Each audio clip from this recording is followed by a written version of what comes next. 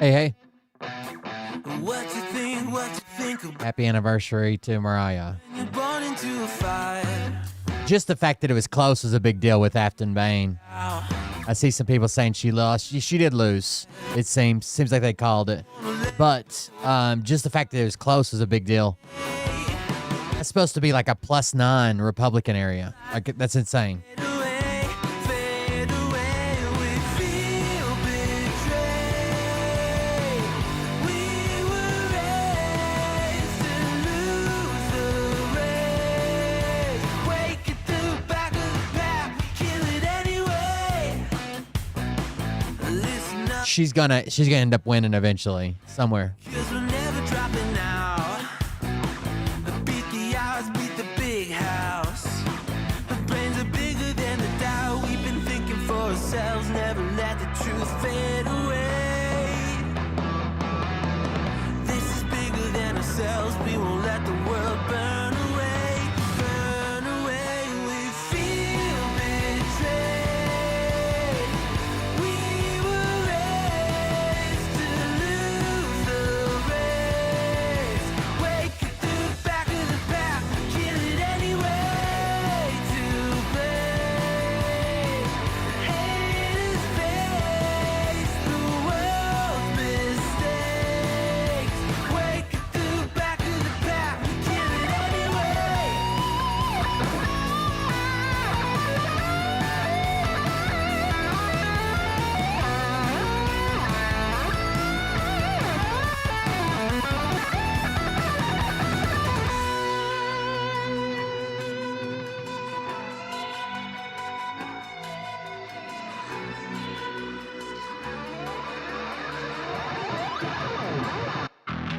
And we feel betrayed.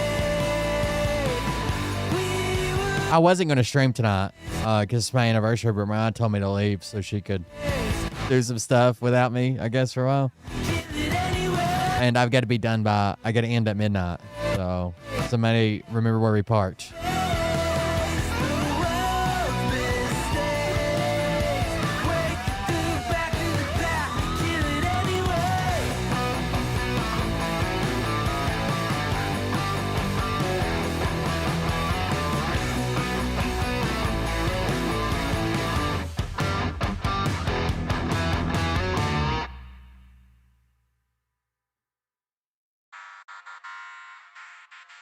Shit, I missed the pause button. At 10-ish, that's right. I was supposed to go live before 10, but, you know, I'm late for even when I'm early. Even when I'm early, still late. Let's see. Hold on.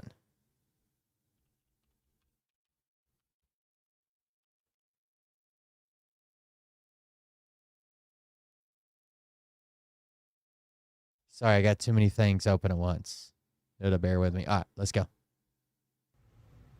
Hey Daddies, it's me, the Linda Binda from TikTok. I wanted to make this video because Billy I wanted to Badass. thank you for watching Cold Beer Confessionals with Will Bird. I think that's just incredible. Friends I've with watched a Bert. few episodes and I'm just like very intrigued. But you know what I'm most intrigued in is Big Daddy's meat stick. I heard that it's very thick, like a good old German sausage. You know, Linda and her coochie loves that. Oh, never mind. Let's not go there. Anyways, I hope you have a good show and enjoy it as you can. There's a lot of weird things that go on, especially when it comes from the realm of Linda Bindaland. So, enjoy the show. Thanks for watching. Peace out. Welcome, everybody. Thank you for joining us. Thank you for being here. What's going on? What's happening? What's up? So yeah. Yeah, I'm not streaming for long. I just realized that I told the mods Happy Halloween on Thanksgiving. I really did mean Thanksgiving. And I misspelled Halloween. I must have a lot going on. Anyways, thank you guys for joining us. Thank you for being here. I appreciate it. If you want to support the show, you can do that at one of the websites that the mods have the link to. Allegedly. I got it too. Hold on. Thank you guys for coming and hanging out with me. Tonight is my anniversary, so I won't be on here long. I gotta wrap it up at midnight. I still got too much shit open. Anyways, thank you guys for coming out. Thank you for hanging out with me. It's been cold and rainy here. Nasty. It's supposed to be that way for the rest of the time. We got married in 2009, so that would be 16 years today. Got married in a courthouse. I think I paid $118 to get married, and my mom and dad were there. Mariah's mom and dad, and like a couple other people, and the mayor. The mayor married us. We were. I was getting ready to be deployed. We were planning Mariah was busy planning a wedding, but that didn't work out. I would have been deployed. She would have been at the wedding by herself. Anyways. I got the leaf blower thing working, the leaf vacuum thing that I bought. I got it up and running, been running it today, but it's not supposed to work on wet leaves, and it still did a pretty good job. Like, wet leaves just stick to each other, right? And they pile up instead of, like, being able to be vacuumed up, but still worked all right, so that's a win. I found, like, a $1,500 machine for $100 and some, but it didn't run. But I got it running. It's running now, so. Hopefully that works out good. Other than that, not a whole lot going on. Someone just shared this in Discord, and it's fucking hilarious. So we're going to watch it. This is from Pondering Politics, 700,000 subscribers on YouTube. You might have seen it already. This is when they had Destiny on to discuss if Biden was responsible for the shooting that happened in D.C. But Destiny kind of traps Pierce Morgan in a spot that he can't really get out of. Here we go. I like the whole president for what happens on their watch. I think it's a fair thing to do. Whoever's in power. So what he just said, this is like a preview clip. All presidents are responsible for what happens on their watch. That's what Pierce just said. I'd like to hold, Trump is the president right now. I'd like to hold presidents to account for what happens on their watch. I think it's a fair thing to do. The shooting happened on Trump's watch, yes? The shooting right now happened. During a recent episode of Piers Morgan Uncensored, there was a debate about the tragedy of 2 National Guardsmen in Washington, D.C. by an Afghan national. So not only are they trying to blame Biden for the Afghan withdrawal that Donald Trump actually agreed to with the Taliban and completely cut out the Afghan government from that and caused the Afghan government collapse, but they're also trying to blame Biden for that and Biden for this D.C. guy. But Pierce can't have it both ways. If you want to blame the president for things that happen on their watch, then let's blame the president for things that happen on their watch. And that quickly became a broader and even spicier debate about the withdrawal from Afghanistan that was negotiated by Donald Trump and effectuated by President Biden. And just I don't know why, other than Pierce Morgan is tapping into this woke is dead. He's even selling a book called Woke is Dead.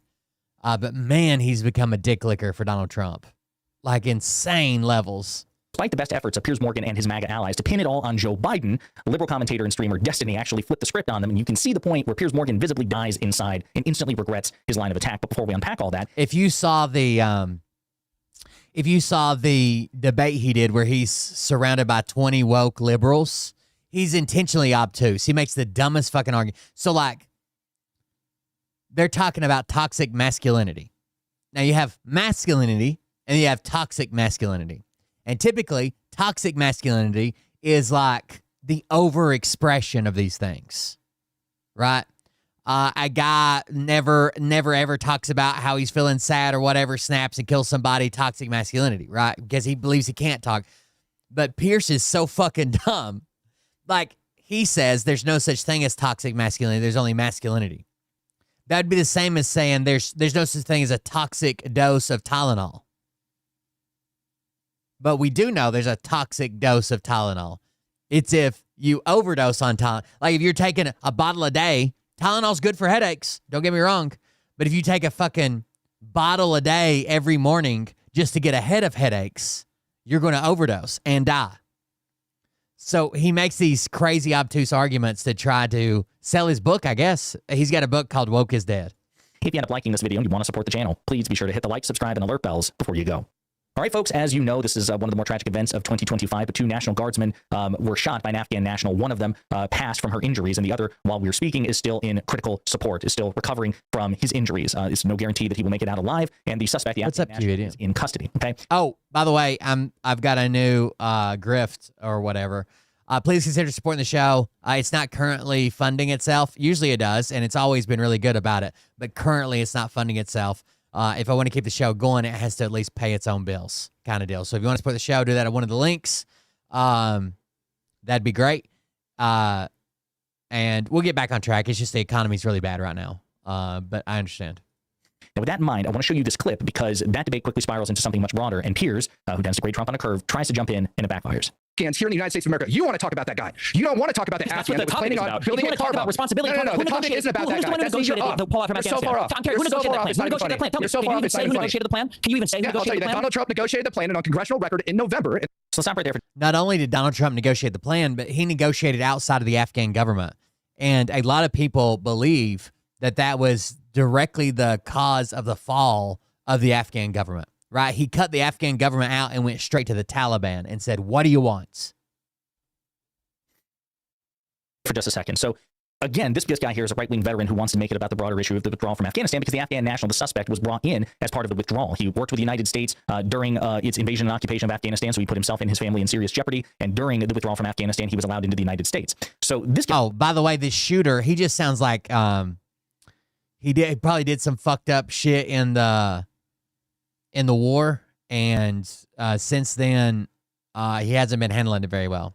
Apparently, he had these episodes where he would lock himself in his room and not even speak to his family for weeks on end. And then he would have manic episodes where he would just take off and drive and be gone for days, and they had no idea where he's at. Sounds like it was a mental health issue. The right-winger here is trying to make it about the broader issue to try to attack President Biden. Destiny's saying, well, look, I'm trying to stick to the actual topic at hand, but if you want to make it about the withdrawal from Afghanistan, who negotiated it? You can see this guy's like, oh, shit. And he tried to resist answering, but Destiny keeps pushing. Finally says, okay, Trump negotiated the Doha Agreement. The guy's name is Speak the Truth.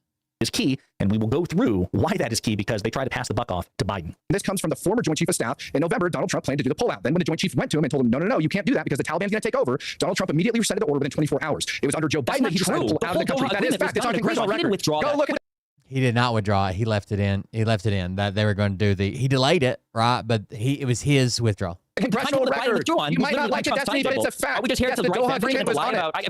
So this guy suggests that, okay, there was the Doha agreement negotiated by Trump, and there was an original timetable, but then Trump rescinded the executive order on that original timetable when he advised it would be foolish. The problem is that didn't invalidate the Doha agreement. This guy tries to pretend, well, the Doha agreement was invalidated at that point. No, it's just that the timetable for the final withdrawal was changed on Trump's watch. On Donald Trump's watch, we went from 13,500 U.S. troops in Afghanistan down to about 2,500. He continued to retrograde U.S. forces as he was leaving office. This idea that basically the Doha agreement was fed through the shredder and it was up to Joe Biden to do something else is total bullshit. But again, Piers jumps in pretty soon. The Doha agreement was on there. Yeah. The Doha agreement was done by Trump. Then the Taliban violated the Doha agreement, so we weren't going to pull out. Again, total bullshit. Yes, did the Taliban violate the agreement? Yes, that is true. But Trump didn't enforce the Doha agreement. Never held them to account. There were 7 conditions, about 6 or 7 conditions that either side imposed on the other. Believe it or not, Donald Trump, who is a serial philanderer and pathological liar, this is like the first contract he's ever made with somebody in which he upheld his end of the bargain 100%. For example, the Taliban, one of their conditions was, okay, Donald, you have to... I don't know. I think they know that it's a good grift for them, right? Come out of this, like super soldier, very masculine, blah, blah, blah. And I can plop right into, I don't give a fuck. And we're not politically correct. And we're going to do politics. I don't know. Sean Ryan's a big piece of shit too. And he has all those piece of shits that make the round on his podcast. Force the Afghan government to release 5,000 imprisoned Taliban fighters. They have 5,000 of our people. We want them back. Donald Trump successfully persuaded, he pressured the Afghan government. They really had no choice at that point. He bullied them into releasing 5,000 imprisoned Taliban fighters who would then go on to join the 75, 80,000 person strong Taliban insurgency. He gave the Taliban back, here, 5,000 troops to join your insurgency and topple the Afghan government. The problem is that when the Taliban violated their terms, the conditions that the United States imposed on them, Trump didn't do anything about it. Trump did not enforce the deal. He gave the Taliban everything they wanted. And when the Taliban only gave us the one thing, we asked for 6 or 7. So the reason that Trump didn't never push back is because we were already withdrawing troops. The one thing that Trump wasn't willing to do, no matter what the Taliban did, because the people wouldn't have been on his side. Everybody wanted out of Afghanistan, correct? Everybody wanted to see troops come home. We'd been there too long. It was a PR nightmare. The one thing he wouldn't do is put troops back in. And even though they violated the agreement, even though things are happening, even though this, that, and the other, whatever, if Trump would have announced that we are sending troops back in, right, we're going to have a surge in troops of, a 20,000, 50,000 or whatever, that would have completely tanked any chance of him winning re-election. Things, but the only thing the Taliban honored is that they wouldn't shoot U.S. troops. They stopped shooting U.S. troops. Every other condition they repeatedly violated, and this comes from congressional testimony from high-ranking military leaders under both the Trump and Biden administrations. There were violations of the Doha agreement by the Taliban on Trump. Trump didn't enforce it, and yet it was still in full effect. Trump didn't say, okay, fuck it, we're done with the Doha agreement, time to do something else. No, he was like, I guess we're just going to continue anyway, and he continued to honor the terms of the Doha agreement. This guy wants you to believe that Trump fed the Doha agreement through a paper shredder when that is not true, but let's continue. That's why Joe Biden fell into the situation that he did. Now, you might not like facts, Destiny, because they go against your narrative, but they're facts, and it's congressional record. Hang on, okay, let me jump in. Look, what is inarguable is that when the withdrawal happened, the president was Joe Biden, and he had been. Here we go. What is inarguable is that when the withdrawal happened, Joe Biden was president. Okay, let me jump in. Look, what is inarguable is that when the withdrawal happened, the president was Joe Biden, and he had been for many months. It was on his... Who granted the shooter asylum? Who granted the shooter the asylum? He could have ripped up any plans if he wanted to. He went ahead... So Biden could have ripped up any plans, and Piers Morgan believes that we have to hold presidents accountable when it happens on their watch, when they're president. With that plan, and it was a total fiasco. And we all watched it on live television. Let's not try and let Biden off the hook. He can blame Trump. And it's crazy that Trump gets to rewrite history saying, oh, I wouldn't have done this. I would have done a better withdrawal. I would have held onto this air base. No, you wouldn't have, because it wasn't in the agreement that you wrote, right? You wouldn't have held Bagram Air Base. It's very shitty where Bagram's at and the withdrawal in Kabul and everything. You wouldn't have, because you didn't put it in the agreement. Letting Biden off the hook I right like now, holding. Piers, I don't know I like holding presidents. in Destiny, the UK, I like to Donald hold. Trump is the president right now. I like to hold presidents for account for what happens on their watch. I think. Right there it was. I like to hold presidents accountable for what happens on their watch. So whose watch is it right now? See right there. I don't know if this is the moment. This is the very moment Piers fucks up. and destiny pounces. One more time. Off the hook. I right like now, holding. Piers, I don't know I what like year holding you guys are presidents. over in the Destiny. UK. I like to Donald hold. Trump is hang the on. president right now. I like to Donald hold Trump presidents is the for account president. for what happens on their watch. I think it's a fair. And look at Pierce's face. Trump's watch. Yes. The Look at that face. What? Look at it. Yes. The shooting right What? The shooting happened on Trump's. now happened on Trump's watch. Yes, he correct? did. To So a the man that question. his I'm not playing this. Oh, Biden wasn't responsible because Trump did something before. Well, right now the shooting happened on Trump's watch. Yes, it did. Now he'll reframe the question. But what's that question here is who let the guy in or some stupid shit.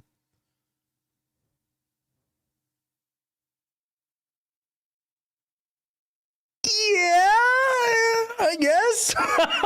So let's continue. The question then becomes. The question then becomes. Prior to that, he said we need to. In the week prior to the shooting, he said we need to go through and revet everybody, didn't he? Didn't you just say there was no paperwork? Didn't he just say that we needed to go through and revet them? When you said there was no paperwork. That's exactly how you revet them. I said that they have photocopies of paperwork, and that comes from testimony. Okay, so this guy, we'll get to this in just a second. The guy sounds like he's just lying. This guy is one of the few people, no one has been more thoroughly vetted than this guy. Okay? Like, he worked with the CIA.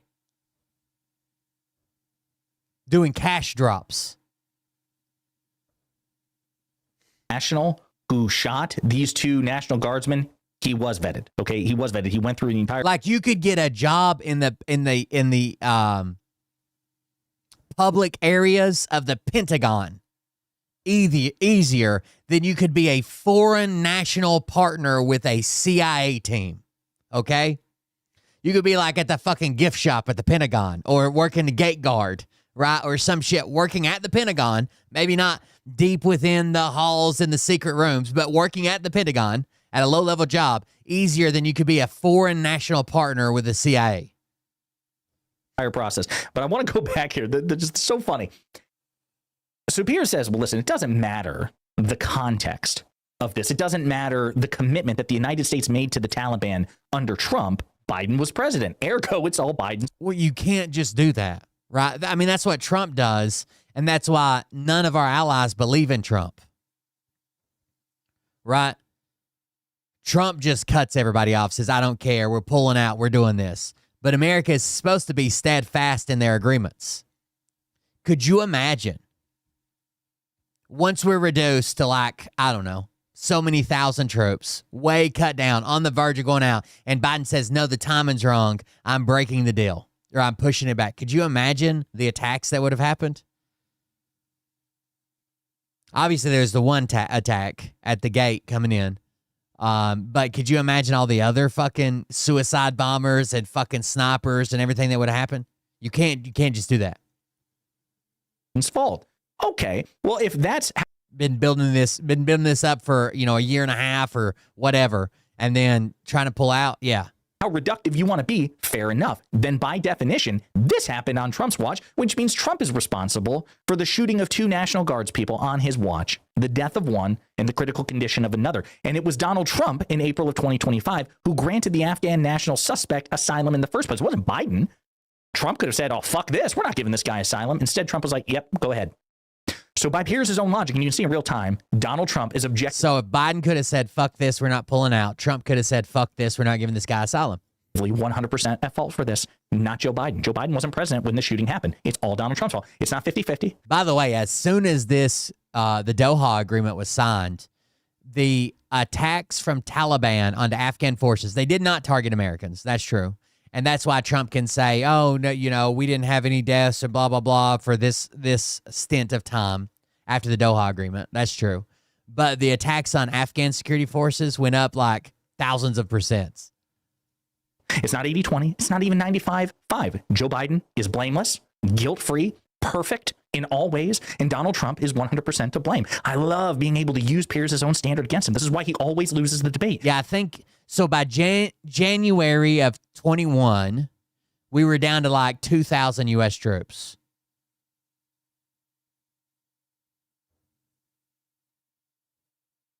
You can't mount a counteroffensive. You can't hold anything with 2,000 U.S. troops for a whole fucking country. You know what I mean? Because he tries to grade Trump on a curve. Anything bad that happens on Biden's watch, it's all Joe Biden. Context be damned. Does that apply to Donald Trump? No, that's different. You saw on his face he desperately wanted to scream it out. So he's just like, okay, this happened on Trump's watch. So then the question is, well, no, let's pause right here. So Piers, let's sit in this. Let's bask in this for a moment. Let's bask in Trump's failure. Is that what this is? Are you admitting that Trump screwed up? This is a very good video. I'm not sure who shared it, but thank you for sharing it in Discord. Was it Michaela Robertson? Thank you. Endangered the lives of 2 National Guardsmen, and Joe Biden is blameless? No, Piers would never agree to that, right? So I want to remind you of the proper context here. In 2020, February 2020, Donald Trump signs the Doha Agreement. He makes the deal directly with the Taliban. He cuts the Afghan government out of negotiations, which, according to an after-action report, that was the single greatest reason, the single biggest reason that the Afghan government collapsed and it was a chaotic withdrawal is because Trump refused to negotiate with both the Taliban and the Afghan government. We could have easily forced them to work together. We could have done it, right? Or at least tried. But instead, we delegitimized this entire government that we had been trying to stand up for 20 goddamn years. And none of them are making it out of there alive. Government. He said, fuck it. We're done with just cut the Afghan government out, deal directly with the Taliban, a terrorist organization. Number one.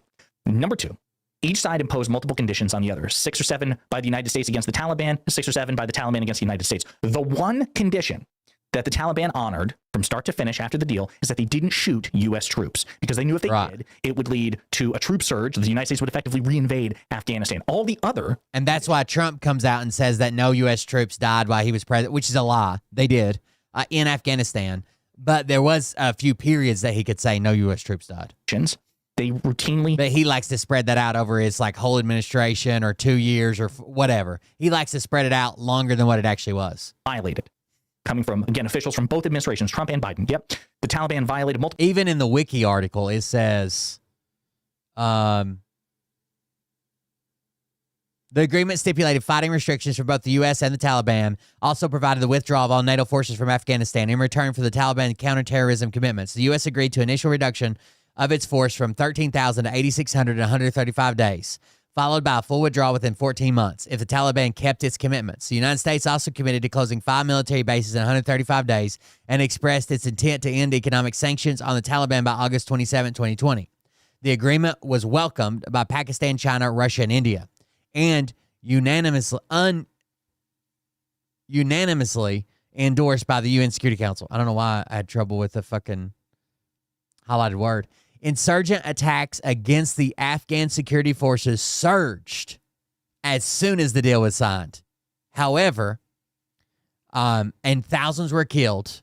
Regardless, withdrawals per the agreement continued. So even though they were violating, that was part of the violations. They weren't allowed to kill the Afghan fucking forces, Afghan security forces. We still kept withdrawing. Trump never slowed down, never backed up, never said you violated, we're done. None of that happened. Multiple conditions on Trump's watch, and Trump didn't do a damn thing about it. Trump continued to honor his commitments to the Taliban, including releasing 5,000 U.S. or 5,000. I know what it was. Trump thought that getting the deal signed would win him re-election. Because I'm not gonna lie, I wanted to get out of Afghanistan too, but there was a better way to do it. Taliban prisoners go back to the Taliban. At the same time, he took U.S. troops from 13,500 down to 2,500. He steadily retrograded U.S. forces for the next year until he left office. So what does that mean? It means this. Joe Biden came into office with a commitment from the federal government to the Taliban. Donald Trump basically left Biden holding the bag. Here you go, buddy. Good luck. There was another country that literally said this, that they were basically like, well, we don't have the incentive to do deals with the United States now because who knows what's going to happen, who's going to change, who the next president's going to be in 4 years. And then this 20-year deal that we signed up for, what now? Like it's going to be null and void or change every 4 years. there was a country that came out and said that about something that was going on. Maybe it was trade or tariffs or something. I don't remember. But obviously, it would have been much worse if we would have violated this deal or withdrew from it and then expected, with only 2,000 troops, to stand up to the full weight of the Taliban. Hell, we released 5,000 Taliban. We released 2.5 more times arrested, right, convicted terrorist Taliban members than we actually had in country. It would have been bad. That commitment was this. Hey, if you don't get out of Afghanistan soon, the Taliban said they would start shooting U.S. troops again. And we only had 2,500 U.S. troops to begin with as Afghanistan was collapsing. We had an Taliban insurgency of about 75 to 80,000, 2,500 U.S. troops. Not nearly enough. 80,000 versus 2,500. We are the biggest, baddest fighting force in the history of the world, but 2,500 U.S. troops are not sufficient to hold and defend a country the size of Afghanistan against an insurgency, a domestic insurgency, 80,000 people strong. So Biden was left with two options. You either make the best out of the Doha agreement that Trump left you, or you break the Doha agreement, in which case the Taliban would start shooting U.S. personnel again. The one thing they didn't violate. What would have happened if Joe Biden had done that? Well, then we would either have... Joe Biden was fucked in that situation either way. He was hoping to make the best out of it. Yes, it was a terrorist attack at the end. Yes, it seemed like it was scrambled and thrown together or whatever to get people out in a hurry. Yes, it was hard to get everybody out, but it was a bad deal from the get-go, right? We were slunk away, tail tucked between our legs, after being attacked by the Taliban. Unlikely. It would have likely led to a reinvasion of Afghanistan, a new hot war, a troop surge, a hot war in Afghanistan. Joe Biden was dealt a shitty hand by Donald Trump, who didn't enforce the terms of the Doha agreement, who left Biden with only a few thousand troops and two options. You either make the best of this hand, or you say, fuck it, I'm throwing down this hand, I'm done, we're going to renegotiate, in which case the Taliban would have started attacking U.S. troops again.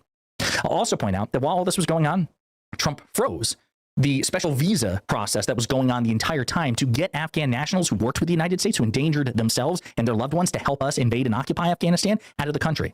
So the vetting that this right-wing dipshit is complaining about would have gone a hell of a lot smoother and might have been a hell of a lot more thorough if Trump had been allowing that to go on instead of stopping it and creating a backlog that Biden also had to deal with.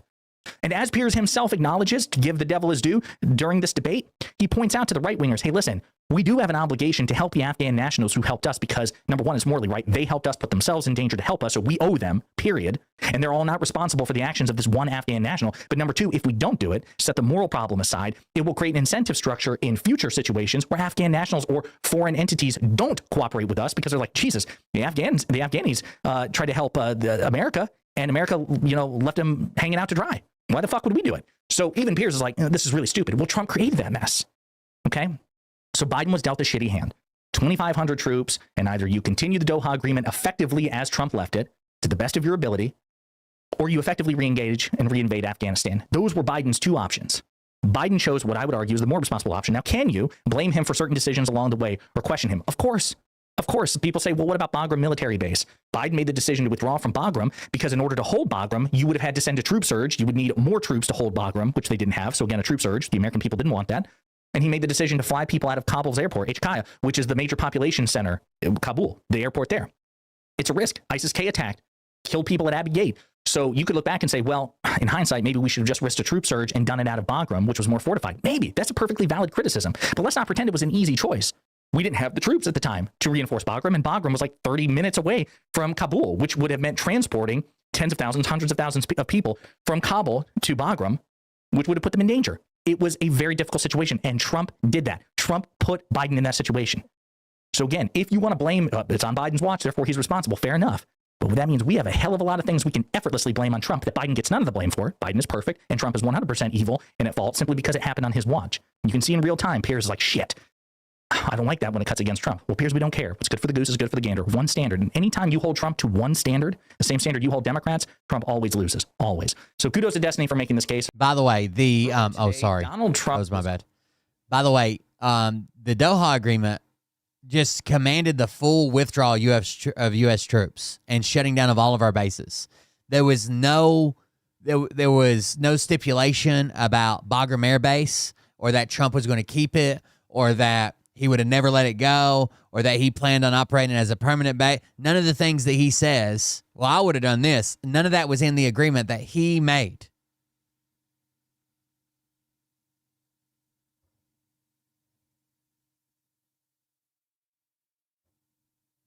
So for him to come back and rewrite history and say, oh, well, yeah, we're going to take this, that doesn't exist, right? And now Trump's saying, oh, well, we got to get it back. And the Taliban's like, no, we signed your deal. You withdrew. We're not giving you an air base in our country. Are you fucking stupid? Yeah. I don't, yeah. Even now, the Taliban is putting out press releases saying Trump's fucking retarded, basically. It should be recalled that under the Doha Agreement, the United States pledged that it will not use or threaten force against the territorial integrity or political independence of Afghanistan, nor interfere with its internal affairs. The U.S. needed to remain faithful to its commitments. Mujahid says, who is a spokesman for the Taliban. Did not reply for questions about conversations with the Trump administration regarding Bagram and why Mr. Trump believed the U.S. could retake it.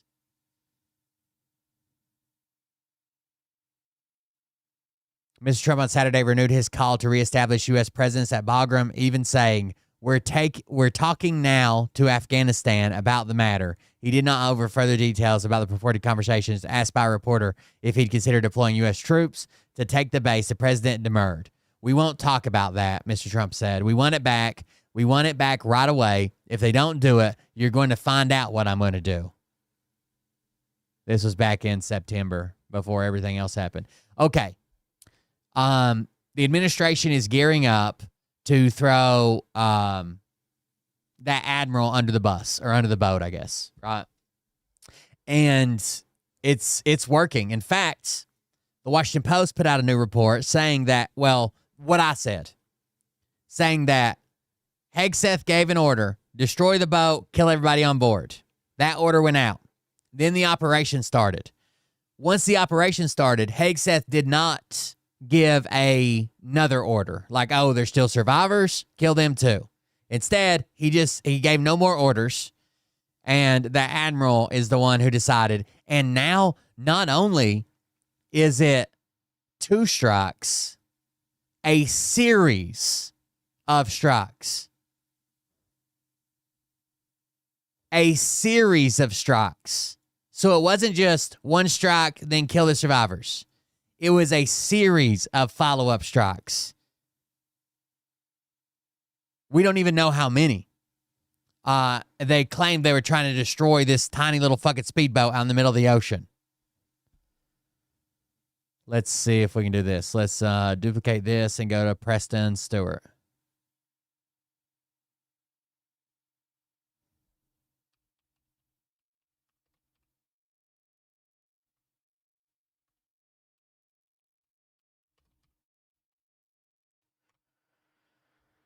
The Washington Post just put out a piece basically saying, yeah, technically it falls on the admiral, but like I said last night, it can still fall back on Hegseth, right? You cannot give an order that is kill everybody and not expect him to kill everybody. I'm assuming he's going to play dumb and say, well, I meant, kill everybody with the first strike. But still, let's do this. Let's start here. The New York Times just came out with an article saying that... I'm sorry, did I say the Washington Post? New York Times. Bradley, the head of U.S. Special Operations Command, is the man responsible for ordering and executing a lethal strike that targeted the survivors of a September 2nd attack in the Caribbean. In this article, they say Secretary Hegseth did not give follow-on orders after the initial strike left survivors in the water. So the New York Times, and I'll put this article up here, says, quote, according to 5 U.S. officials who spoke separately and on the condition of anonymity to discuss the matter that is under investigation, Mr. Hegseth, ahead of the September 2nd attack, ordered a strike that would kill the people on the boat and destroy the vessel and its purported cargo of drugs. But each official said Mr. Hegseth's directive did not specifically address what would happen if a first missile turned out to not fully accomplish all of those things. And the official said his order was not a response to surveillance footage showing that at least 2 people on the boat survived the first blast. Admiral Bradley ordered the initial strike and then several follow-up strikes that killed the initial survivors and sank the disabled boat. As the operation unfolded, they said Mr. Hegseth did not give any further orders to him. Several follow-up strikes. According to 5 U.S. officials who spoke separately on the condition of anonymity to discuss a sensitive matter, Hegseth, ahead of the September 2nd attack, ordered a strike that would kill people on the boat and destroy the vessel and its purported cargo of drugs.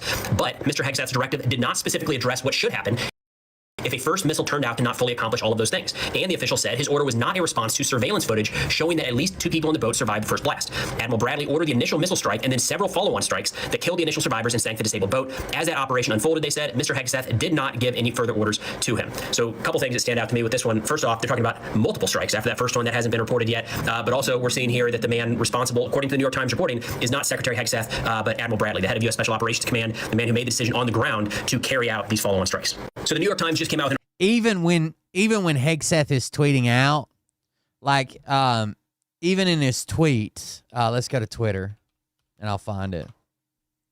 Even in his tweet, he's saying he supports this guy by throwing him under the bus.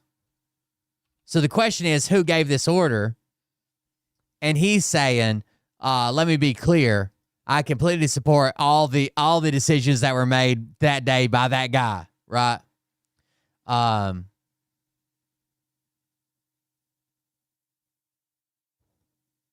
It must be on his personal account. Give me a second.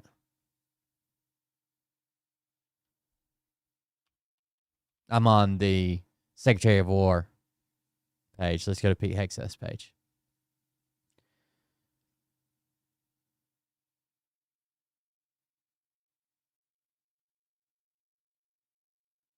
By the way, the press conference today with Trump was fucking wild. Fucking insane.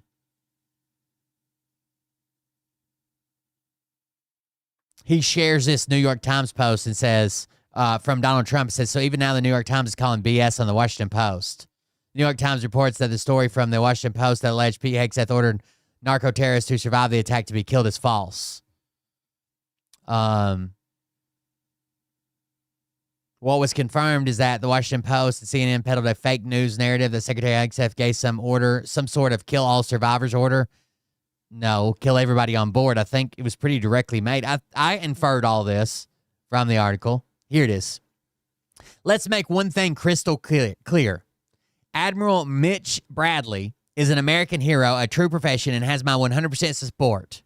I stand by him and the combat decisions he made on the September 2nd mission and all others since. So even in this weird, like, I'm showing support for the guy, he's also throwing him under the boat. Right? Like, he's saying, I stand by this guy and the decisions he made them, not me. He made them.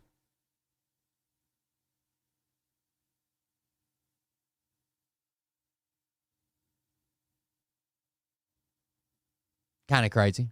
All right, so here are 3 things to keep in mind as we get more information around the controversial strikes in the Caribbean on September 2nd, with the disclaimer that I'm not an attorney. So first off, there is a difference between the law of war on land and the law of war at sea. You might say that's stupid, or that shouldn't be the case, or it doesn't make sense, or we need to redo that. Got it. That's the law today, and that's the law on September 2nd when these attacks were carried out. In turn, you see a lot of comparisons between Iraq, Afghanistan, Syria, and these strikes in the Caribbean. They don't always line up one-to-one. It's kind of apples to oranges in some ways. For instance, during the global war on terror, we regularly carried out follow-on strikes when the target or the individuals were not eliminated in the first strike. Regularly. On land, that is permitted. At sea, it is not. So the comparisons there don't make a lot of sense in this case. Second. Well, on land, they're falling back to another fighting position or something. At sea, they have nowhere to fucking go, dude. This is not a matter of international law. Well, it is, but also it's U.S. law. So this isn't what are we a party to, or Geneva Conventions this or that, or I don't care about the United Nations. That's fine. It's U.S. law that we cannot strike shipwrecked survivors, and we can't issue orders that say no quarter to the enemy.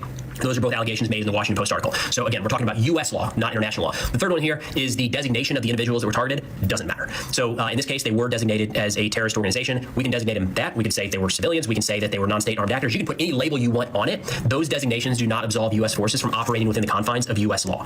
So those 3 arguments that I've seen thrown out in recent days, just hopefully this is helpful to kind of weave your way through what is just an absolutely chaotic information space. All right, so here are 3 things to keep in mind as we get more information around the controversial strikes in the Caribbean on September 2nd, with the disclaimer. By the way, while we're talking about former presidents,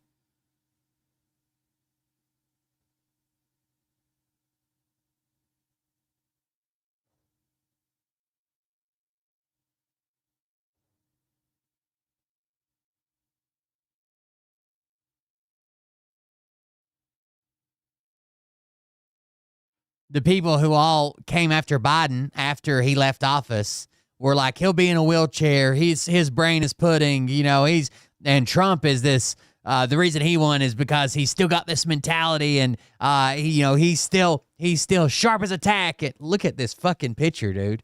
Taken a few months apart.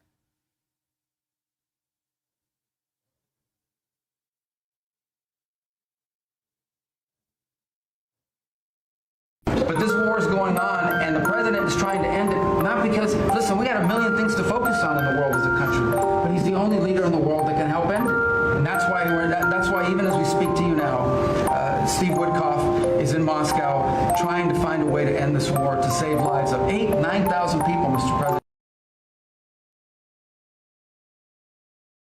But this war is going on, and the president is trying to end it, not because, listen, we got a million things to focus on in the world as a country, but he's the only leader in the world that can help end it. And that's why even as we speak to you now, Steve Woodcock is in Moscow trying to find a way to end this war, to save lives of 9,000 people, Mr. President. What is this? The National Guard are bait? The National Guard are bait. They were always supposed to be bait. Trump wants something to happen to him so he can say, look how violent they are. At least, according to this administration. We're coming back around to Preston Stewart in a second. Should be a moment of very serious reckoning with that fact for members of the National Guard, as well as, by the way, members of ICE, law enforcement agencies, the armed forces. You are tools of provocation. We talk a lot about how this administration is very clearly trying to provoke unrest and the harm that comes to those who are targeted. But we don't talk enough about those who are being used to do the targeting. You are expendable to them. They are using you to provoke. And yes, I mean you too, if you're involved in the boat attacks or anything like that. So I do suspect some ICE officers are well aware of this. Otherwise, why would they be spending so much time going after non-violent, non-criminals as opposed to the ones that they're probably more scared? Okay, so if your boss told you, I think it's a quota thing with us. I think there would be less agents. There are some super racist pieces of shit, but there's also agents that have been working there for years that do it because they're public servants and shit. I think they've told them, like, well, you've got to arrest this many people every so often. And that's why they're doing the checking every fucking brown person. It doesn't matter. If you're a brown person, we're checking you. Scared of. And just in case you have no idea what I'm talking about, 2 National Guard members in D.C. were reportedly shot today. While it was first reported that they had lost their lives, apparently they are actually in critical condition. And while many of us condemn this in no uncertain terms, we're also completely unsurprised. This was their goal. Mind you, the suspect has already been apprehended, and according to officials on the ground, it was a lone wolf attack. So what is the purpose of 500 more National Guard troops in D.C.? You contradict yourselves. You know that your purpose to this administration is not to make this country safer. It is to bait this country. And they don't care what happens to you in that process. Actually, that's not quite true, though, is it? They only care about how useful you are to them. And if you're more useful to them when you're injured or, God forbid, dead, that's what they want. What happened today did not need to happen. And it is not those National Guard members' fault that they were shot today, but it is Trump's. Remember that. I think the female National Guard soldier that was shot, her boyfriend came out and talked to the press and said that she thought it was pointless for them to be in D.C., thought it was a publicity stunt. By the way, would you like to hear what Pete Hegseth said 9 years ago? I got a clip of Pete Hegseth from 9 years ago. Would you like to know what it is? Let's see. 9 years ago, Pete. I do think there have to be consequences for abject war crimes.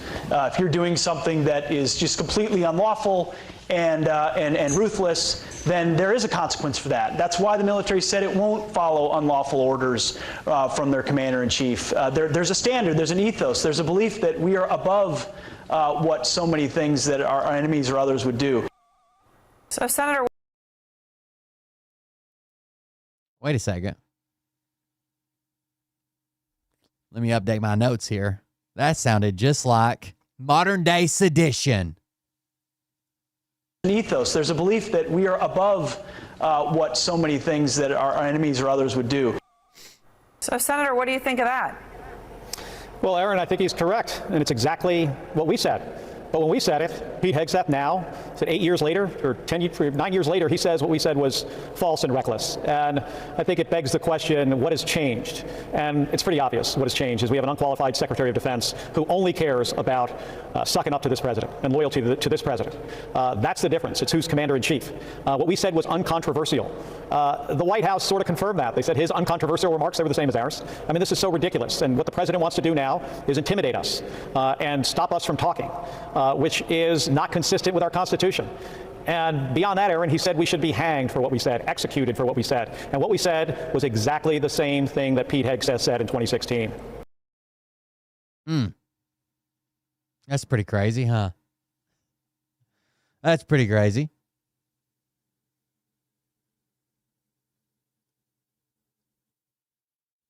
It's almost like they said the exact same thing.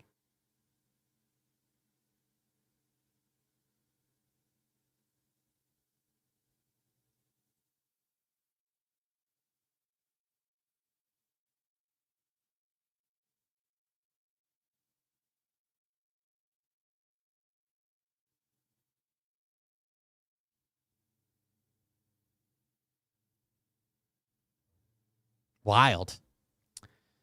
Let's talk about this. This should be interesting. Oh, first, let's let what's his name, Shane? Let's let Shane have a little meltdown, okay? He's kind of crashing out on Ground News here. I like Ground News, by the way. Normally, I don't talk about how the sausage gets made here on TikTok or my sponsorships or any discussions I'm having with my agents and potential sponsors. But in this particular situation, I'm going to call out Ground News and why I chose not to accept a sponsorship deal from them, and why I'm also looking at other creators with a real side eye that are taking their money because they are eroding our media landscape and pretending there are both sides to some issues when there are just simply not both sides. You fucking chuckle fucks. Stop taking their money. First and foremost, let's take something that I think we should all universally agree upon. War crimes are bad. We should not do them. The people who are doing the war crimes should be held responsible. And there is not a counterpoint or other side that should say, well, here's why maybe war crimes are okay. No, fuck that, you fucking chuds. So, Ground News approached me for a sponsorship. And I said, I'll take a look at your platform. Over the past week, we have been dominated by a news headline. This news headline was about Venezuelan boats, civilian boats, being fired upon by members of our military, Navy, probably aircraft, maybe ships, we're not quite sure, destroyed 11 people, allegedly, but not really allegedly because there's video of it, in September. And then after this boat was destroyed, there were 2 people apparently among the wreckage. Now, there are many people who are trying to make crazy fucking excuses for why this is okay. No, it is not. We signed the Geneva Convention. And when somebody is out of the fight, that would basically mean in the fucking water, no longer a threat. Not that they really fucking were to begin with, if you want to do those fucking leaps of logic. But now that they're in the water, you can't fire on them again. That's a war crime. Period. There isn't a right and left to this issue. And the notion that Ground News is trying to position, well, maybe war crimes are good and also war crimes are bad, and then we're going to meet in the middle on this, is fucking lunacy. And I told them this. I said, you know, when I look at your platform, I see people saying the right thing, which is good, don't do the war crimes, and people who do the war crimes should be held responsible. Bravo for doing the absolute fucking bare minimum. And then there's the other side where people are like, well, maybe war crimes are okay. That's not fair and balanced. That's just giving credence to absolutely fucking criminal people. That's it. If you advocate for criminal action, that doesn't validate your opinion. There are not two sides to every issue, believe it or not. This is called shifting of the Overton window. Additionally, Ground News takes a percentage of the ad revenue because they're an aggregator. So not only are they trying to say we're helping media, they're not. They're actively taking money away from media organizations by taking a percentage of their advertising revenue to send people traffic, affiliate traffic. That's fucking crazy. You can't say you're trying to save news while shifting the Overton window and pretending people who are fucking insane have valid opinions, and also saying that people who are just merely normal are on the left. It is not a left-leaning issue to say that war crimes are fucking insane. That's not a left issue. And when I approached them with this, and I said, how do you fucking square this circle, you fucking assholes? They were like, well, you seem a little hostile. I'm like, no, you're the fucking problem, because I don't like war crimes is not a left issue. It doesn't mean when I'm watching the fucking news, if somebody says, hey, you know, we should not stop doing those war crimes, that doesn't mean that that person is on the left. That means that person is sane. That is the normal. That was what I would expect though from any fucking human being. And it doesn't mean when I get on your app, I'm like, well, what is the left saying? Now let me see what the right is saying. The right is fucking crazy right now. I'm not going to sit here and read some articles and somehow land in the middle of maybe sometimes war crimes are okay, because that was their middle. If your middle ground is, you know, the war crimes should be, you know, we should look at both. Fuck that. Fuck that, man. Honestly. That's the fucking problem I have with the fucking media landscape today, is that I, not a journalist, a publisher, but not a journalist, I have to fucking explain to you people that these apps that a lot of content creators are happily fucking taking money from. One, you, a content creator, are not a fucking journalist. You do the same shit I do.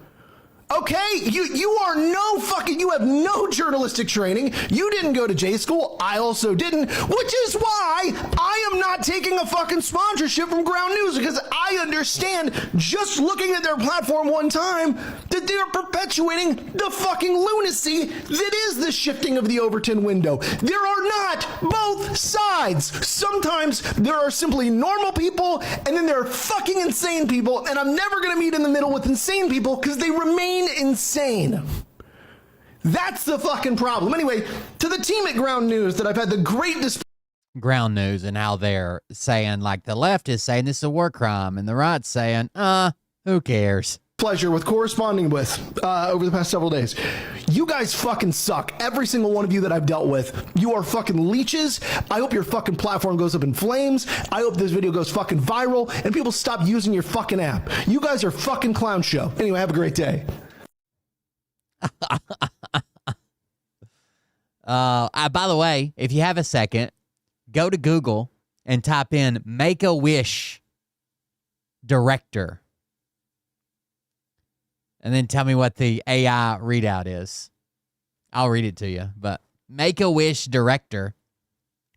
The term Make-A-Wish director can refer to a specific individual, Kash Patel, who has been given this nickname due to his alleged use of FBI resources for personal trips and activities. Kash Patel, the current director of the FBI, has been nicknamed the Make-A-Wish director by some FBI agents.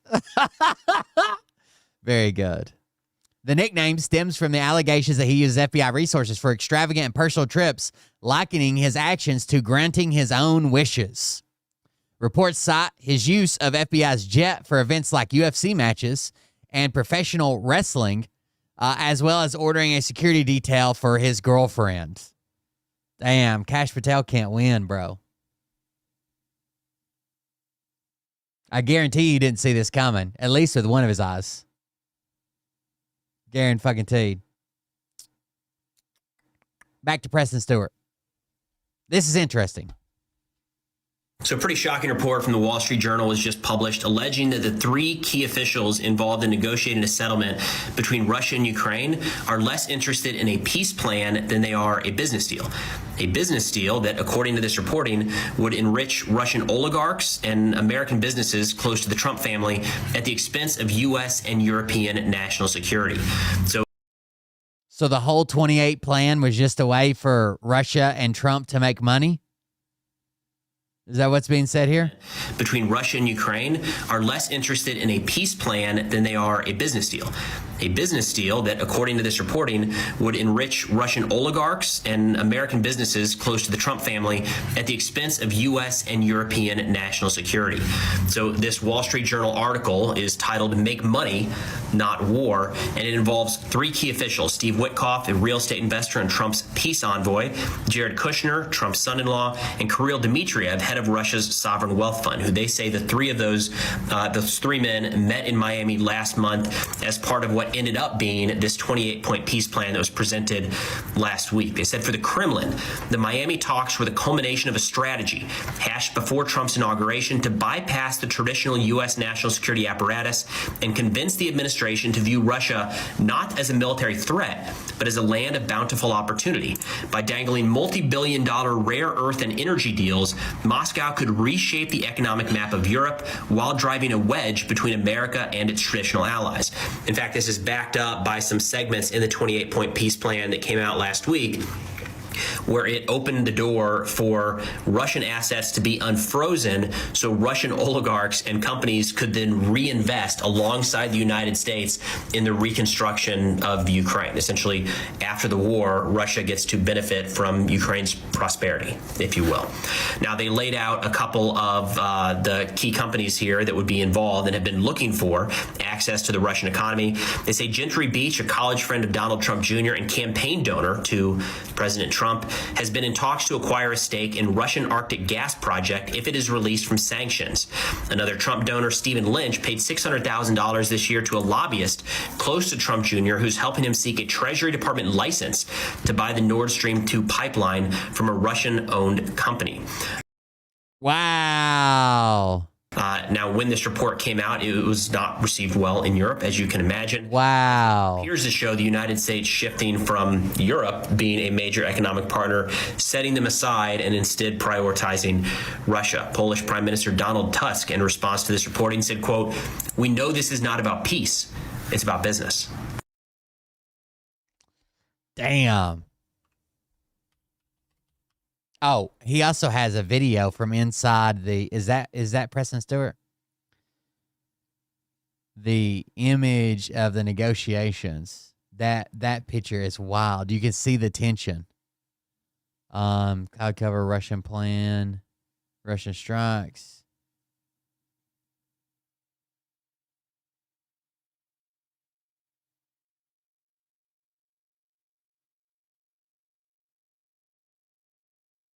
Maybe it wasn't him.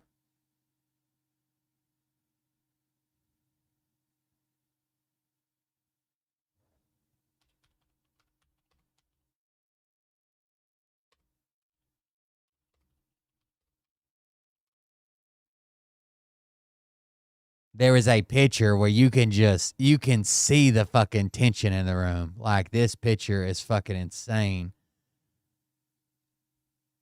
It's not this picture, but it's at this almost the same angle. Let's see if there's similar pictures. Because they know these idiots are there to fucking make money and help Russia. Here, that's the picture right there. You can see the tension in the room. Like, it's fucking, I don't know, it's intense, I guess.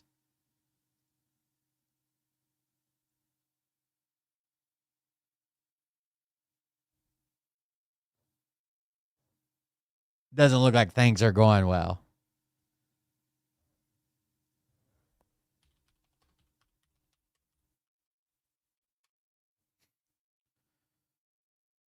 I don't know that I get. It's probably behind a paywall, huh?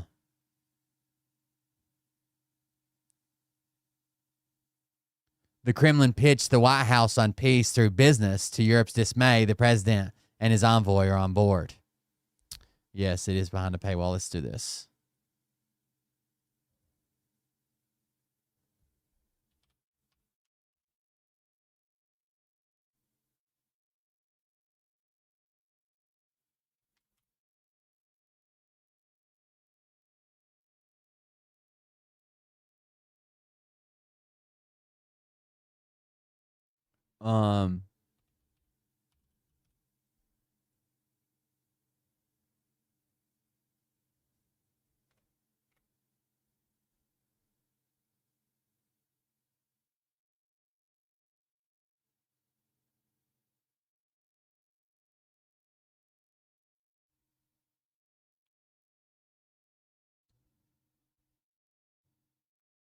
I was trying to find a capture of it, but I don't think I can.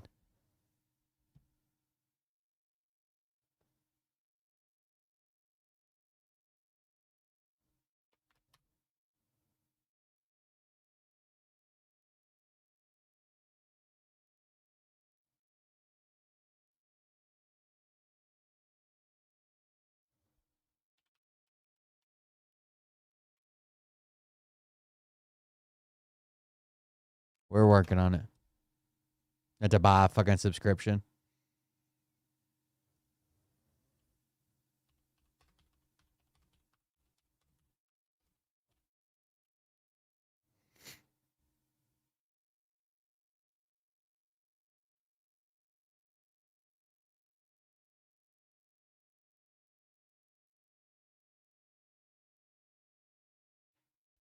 Wall Street Journal.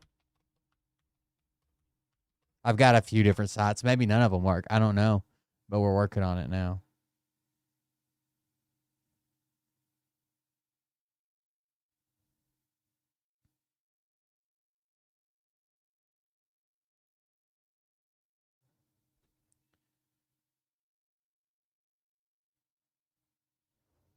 All right, capture. When Dmitriev came to the U.S., he presented several business proposals. Rubio told him Putin needed to first demonstrate that he was serious about peace. Dmitriev replied that business cooperation could eventually lead to political trust. Treasury Secretary Bessent objected to inviting a sanctioned Russian official to the U.S., but Trump overruled him and took Witkoff's side. A European intelligence agency secretly shared intelligence with other European states on details of commercial and economic plans that the Trump admin was secretly pursuing with Russia. So our European intelligence partners, our allies, intercepted secret business plans that the Trump administration was pursuing with Russia instead of peace. And Witkoff and Dmitriev discussed the largest prisoner swap in U.S.-Russia history without consulting the CIA or anyone else who manages prisoner swaps. Witkoff then urged the Ukrainian delegation to request a 10-year exemption from Trump's new tariffs, arguing it would supercharge Ukraine's economy. When Zelensky visited the White House to try to convince Trump to supply Tomahawk missiles to Ukraine, Witkoff had already arranged a phone call between Trump and Putin before Zelensky's arrival, after which Trump had made up his mind against it before Zelensky even arrived. Witkoff's August meeting with Putin was planned just a few days in advance. He briefly video called European leaders, then retreated to the Spanish island of Ibiza as they tried to contact him. Witkoff did not go to a European meeting on Ukraine peace talks and refused to speak with European officials about the talks, saying he had already traveled too much. But then he takes the trip to, God damn, these people are just insane. They're not even trying to hide this shit anymore.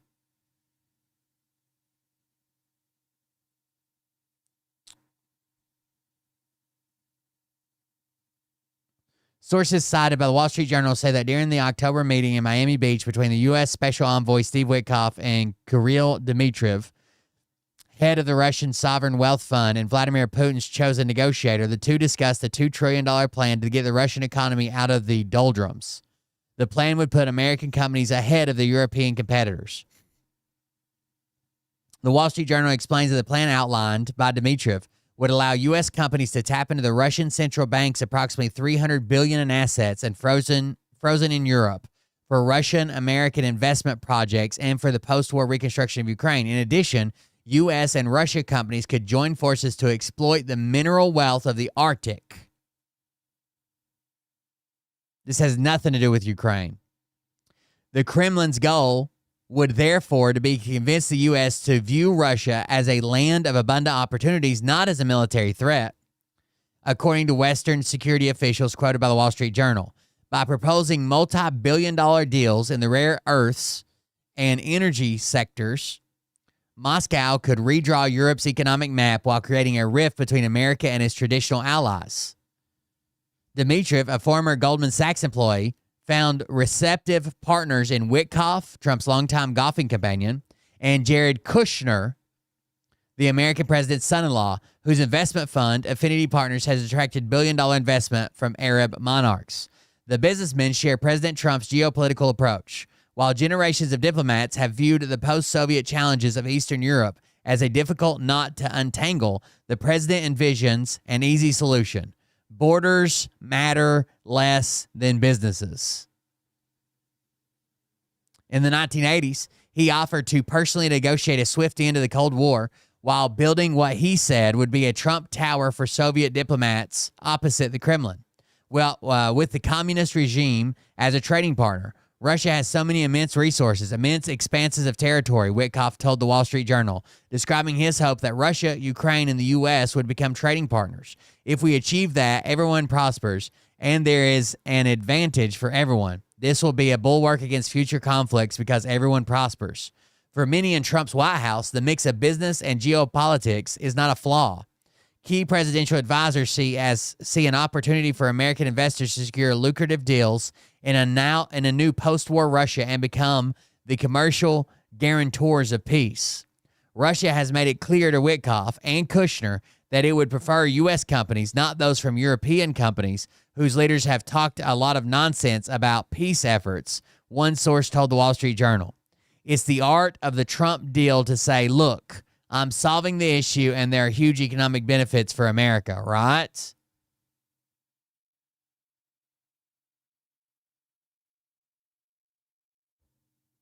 Trump could give a fuck less about the people dying, about the war.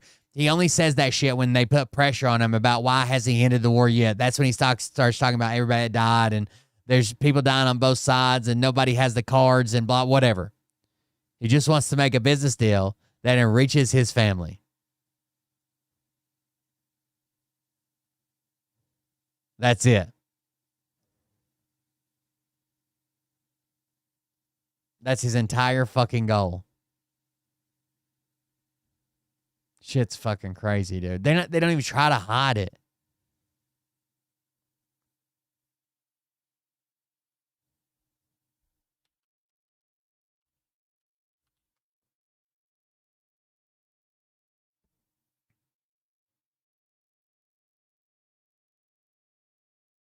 What's up, Fishing with Trolls?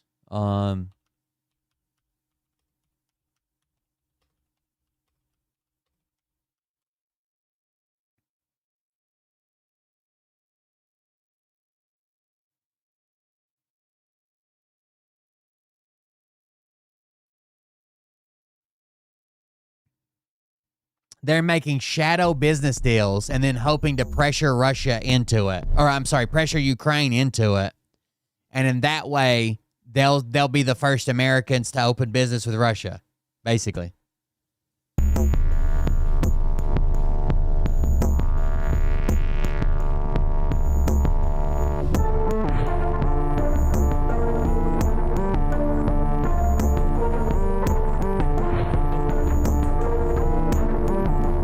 Putin's back channel to Washington. Europe sounds the alarm. They intercepted. How bad would you feel if you're our European allies and you intercepted messages back and forth that was basically like they're just trying to do deals and force Ukraine to the negotiation table so Trump can make more money? After all Europe has sacrificed to try to keep Russia the fuck away from them.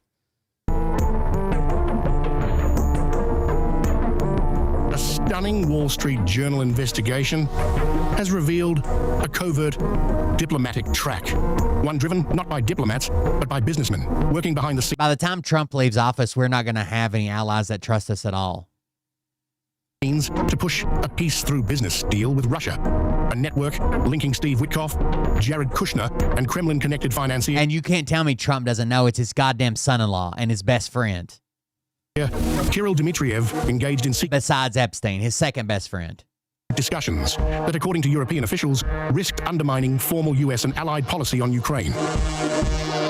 The WSJ reports that Moscow pitched the White House on peace not through security guarantees or territorial clarity, but through multi-billion-dollar commercial projects, from Arctic transport routes. And Trump's just so goddamn dumb. They know that the way to get Trump to agree to something is to promise him gigantic deals that he can announce to the American people that never come to fruition. Gas ventures. The plan, European leaders told the Journal, would have pressured Ukraine into conceding ground in exchange for U.S.-Russia business cooperation. We weren't lobbying for anyone. We were exploring business ideas to help end the war. Who was that a quote from?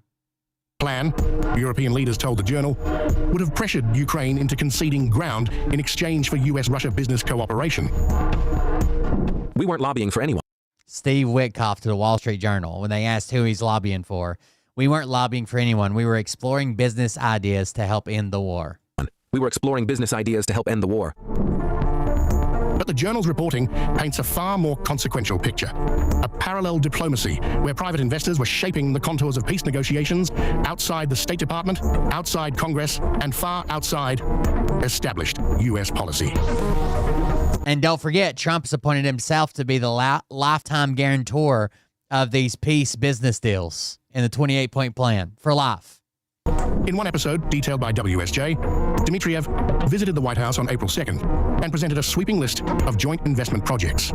U.S. Secretary of State Marco Rubio reportedly warned. It's just wild that Trump... Like, I consider myself extremely smart. I'm not trying to brag, but like I consider myself extremely, way smarter than Trump, right? Like extremely intelligent. And I would always be concerned that someone like Putin and his years in the KGB was fucking tricking me somehow. But Trump's like, oh yeah, sounds great. Yeah, we're getting the better end of this deal. That Putin must show real intent for peace. But Dmitriev believed the business track was working. We can transition investment trust into a political role. If a solution is found in Ukraine, U.S. economic cooperation can be a foundation for our relationship going forward. Meanwhile, European allies, one of whom even shared intelligence about these plans, feared Washington was drifting toward a Kremlin-designed settlement that would weaken Europe. To force Ukraine into a settlement just to get business deals pushed through for Trump and his family members and his friends. Sideline Kyiv and reward Moscow with economic reintegration. At the center of it all, Witkoff, deep in talks with Dmitriev. Kushner, positioned as a key intermediary. Putin, shaping the economic roadmap. And a divided Western alliance, wary of a deal made behind closed doors. The Wall Street Journal calls it a remarkable and alarming case of shadow diplomacy, one where business ambitions collided directly with the fate of Ukraine and the security of Europe.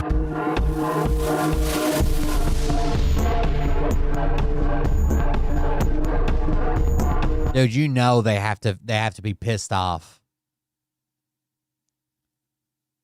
You know they have to be fucking pissed off. Europe. Like they have it on their fucking borders, right?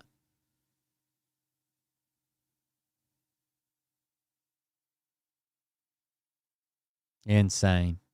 I said this at the beginning of the stream, but I saw someone else put it in chat. Afton Bain actually lost Matt Van Epps once, which was pretty much expected. All the sites had him as a winner, but the fact that it was even close is a big deal. I can't believe that they're trying to make fucking business deals and fuck Ukraine and fuck Russia and fuck everybody else. They're just there to make money. And that came out right before they were meeting with Ukraine. And you know Ukraine had a heads up anyways because someone from Europe had to tell them, like, hey, they're trying to fuck you over on this peace plan. I would hope that one of our European allies would tell him that.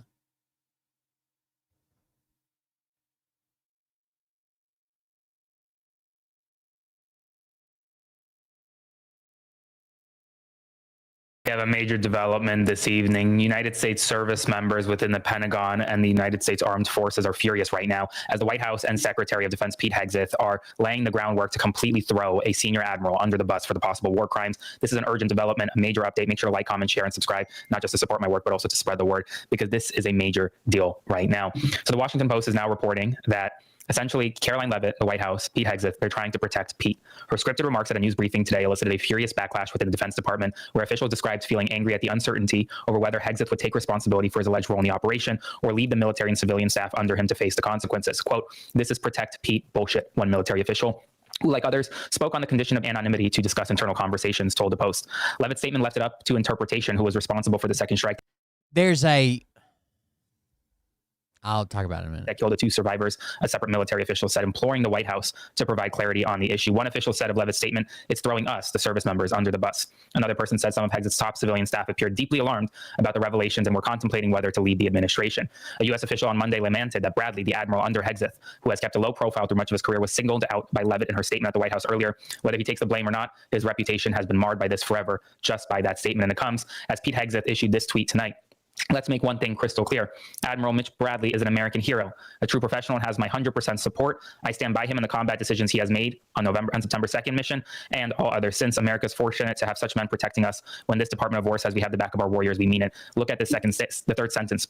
"I stand by him in the combat decisions he has made on the September 2nd mission." Hegseth, while standing with him publicly, is driving the bus right over Admiral Mitch Bradley as we speak. And it comes as Caroline Leavitt put all of this on Bradley at the White House press briefing today. That's why you've seen a drastic difference in this administration's policy with respect to the last, and it's one of the many reasons the American public reelected this president and support this Secretary of War in conducting these strikes. So to be clear, to clarify, Admiral Bradley was the one who gave that order for a second strike. And he was well within his authority to do so. And a separate question, the president several days. Admiral Bradley gave the order and he was well within the authority to do so. But many people on Capitol Hill, well, a bombshell investigation, unprecedented investigation is coming.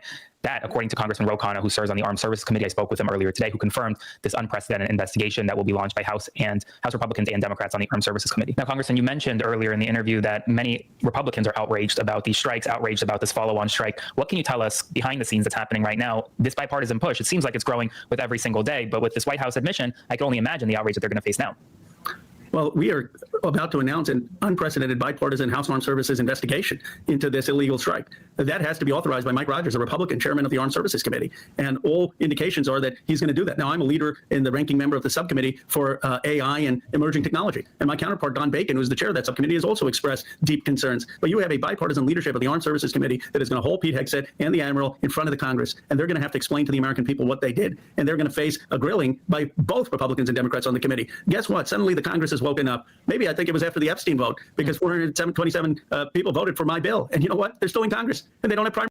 As Congressman Connor makes clear, there will be a major investigation launched by the senior Republican on the House Armed Services Committee. But we do need to talk about Pete Hegseth for a second, because him disregarding the laws of war, him going around the fundamentals of armed conflict, well, it's nothing new. Fight to win. We unleash overwhelming and punishing violence on the enemy. We also don't fight with stupid rules of engagement. We untie the hands of our warfighters to intimidate, demoralize, hunt, and kill the enemies of our country. No more politically correct and overbearing rules of engagement. Just common sense, maximum lethality, and authority for warfighters. That's all I ever wanted as a platoon leader. And it's all my E6 squad leaders ever wanted, back to that E6 rule. We let our leaders fight their formations, and then we have their back. It's very simple, yet incredibly powerful. That's from the speech he gave to senior generals and admirals at Quantico, presumably the admiral that they're trying to throw under the bus right now tonight. Well, presumably he was there, Admiral Bradley, listening to the speech. That Pentagon secretary says he would stand by you. But now, right now, the White House and the Pentagon are driving that bus right over the admiral, throwing him under the bus for these strikes. And it is interesting that Pete Hegseth is talking about being stuck within these archaic rules of engagement. I do want to bring up one point. There was a strike on a boat in the Southern Caribbean after the September 2nd strike.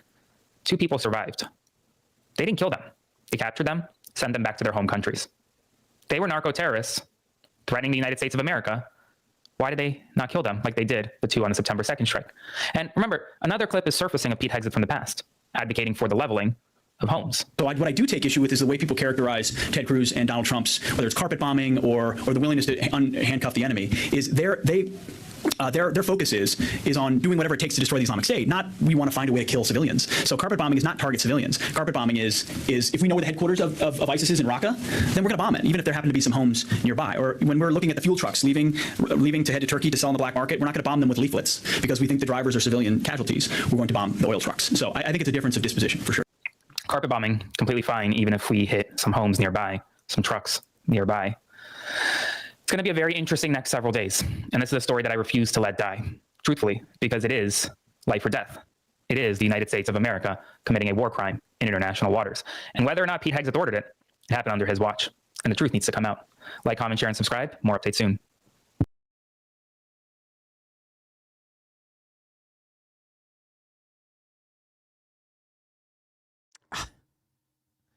I don't even know what to really say anymore. Like, it's fucking insane.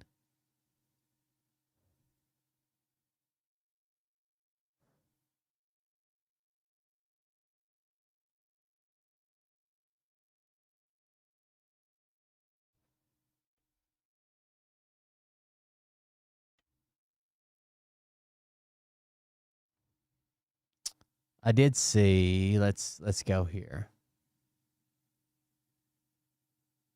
Yeah, I know who Aaron Parnas' dad is.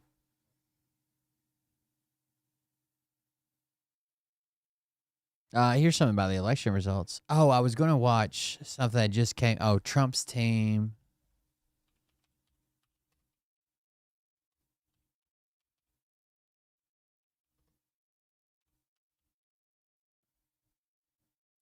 Carpet bombing is where you bomb like a whole area, right? Like a whole city. Just bomb after bomb after bomb. We destroy everything there.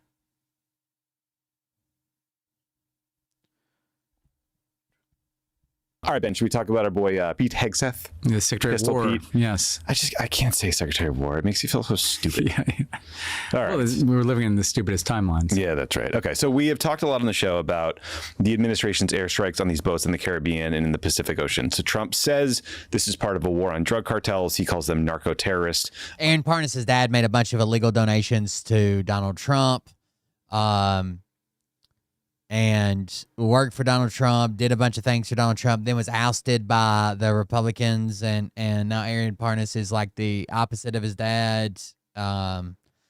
He went to Ukraine for Donald Trump to try to pressure them into saying things about Joe Biden and Hunter Biden, and just a bunch of shady stuff. His dad's a real sleazebag. In practice, the U.S. military is just murdering people who the administration claims are drug traffickers. They don't really know. 83 people in 21 airstrikes, to be exact. But a new report from the Washington Post now has members of Congress from both parties demanding more detail about this policy and asking whether Pete Hegseth himself is guilty of war crimes. The specific incident they are focused on was the first one of these counter-narcotic strikes. It happened on September 2nd. It killed 11 people. At the time, remember, Trump put out this brief clip of the airstrike on Truth. You know, Trump's phone call where he told the Ukrainian president that if maybe he withholds aid unless they find something on Biden. Well, that was what Aaron Parnas' dad did. He went to Ukraine and told them, like, you're not getting aid. I've been authorized. And he made all these illegal donations. He got arrested for that shit. Social, he said the people killed were Tren de Aragua narco-terrorists. And then a few days later, The Intercept reported a bunch more details about the strike itself, specifically that the boat had spotted the surveillance drones following them, turned back towards shore, and then the U.S. military hit them anyway with a first drone strike that didn't kill everyone on board, and then a second strike killed the remaining survivors. So the Washington Post reported that Admiral Bradley, who at the time was the head of Joint Special Operations Commander, JSOC, ordered that second double tap strike because he had been given a verbal directive from Pete Hegseth to, quote, kill everybody. So, Ben, just to be clear here, like, I believe that these airstrikes are illegal. This is Pod Save America. I just wanted to see what their topic was.